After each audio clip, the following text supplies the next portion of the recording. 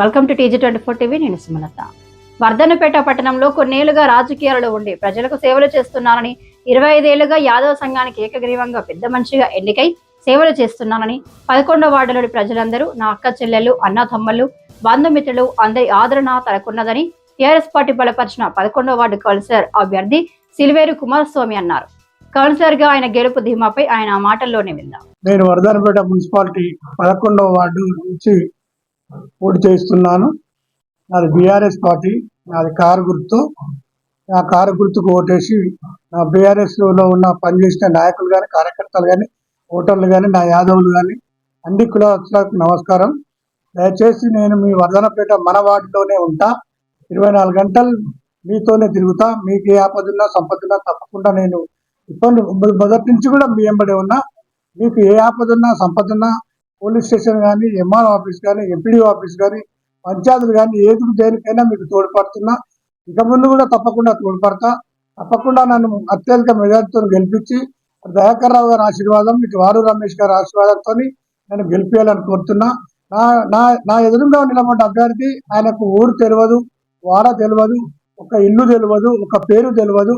ఆయన ఏదో డబ్బులున్నాయని హఠాత్తుగా ఇవాళ కాంగ్రెస్ పార్టీలో చేరి టికెట్ కోసం ప్రయత్నం చేసి విపరీతమైన డబ్బులు ఖర్చు పెట్టుకున్నాడు. మీరు డబ్బులు తీసుకోండి, డబ్బులు తినండి, తప్పకుండా నాకు ఓటు వేయండి, నా కారు గుర్తుకు ఓటు వేసి నన్ను గెలిపించాలని కోరుతున్నాను.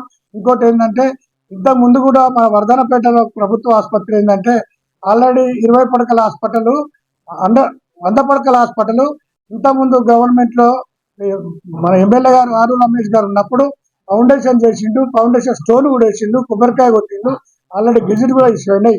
ఆ ఇష్యూను దాన్ని ఏంటంటే కాంగ్రెస్ వాళ్ళు, ఇక్కడ ఉన్న ఎమ్మెల్యే గారు ఏంటంటే అప్పుడున్న గ్రామ పంచాయతీలో జరుగుతున్నటువంటి ఎలక్షన్స్ ఏవైతే ఉన్నాయో దాన్ని దృష్టిలో పెట్టుకొని చెన్నారంలో కానీ, ఉప్పరపల్లిలో కానీ, నల్లవెల్లిలో కానీ వాగ్దానం ఏం చేసిందంటే ఉప్పరపల్లి కాసువాడ దగ్గర 100 పడకల ఆసుపత్రి ఏర్పాటు చేస్తానని కలెక్టర్ గారితో కొబ్బరికాయ కొట్టించి మోసపూరితమైన వ్యాఖ్యలు చేసి రాజకీయాల కోసం, రాజకీయ లబ్ధి కోసం వాళ్ళు పాటుపడతారు.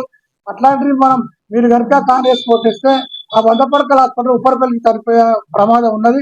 తప్పకుండా మీరు అందరూ వర్ధన్నపేటలో నా కారు గుర్తుకు ఓటేసి నన్ను గెలిపేయాలని మీ అందరికి ప్రార్థిస్తున్నాను. నిలబడ్డ అభ్యర్థి ముందే చెప్పిన ఆయన ఈ ఊరు కాదు, ఫస్ట్ పాయింట్.